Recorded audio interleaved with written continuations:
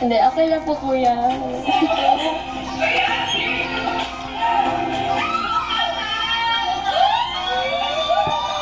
Si Caprice agad nag-set up sa garden area. You'll be blessed.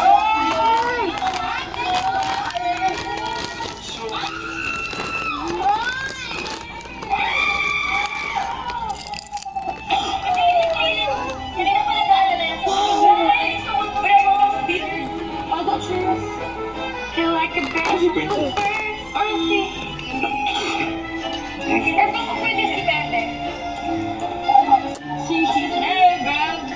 Sana.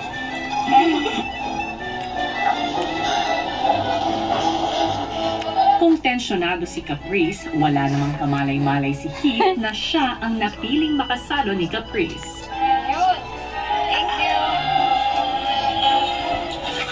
Naghugas po ako. Gosh pa ako.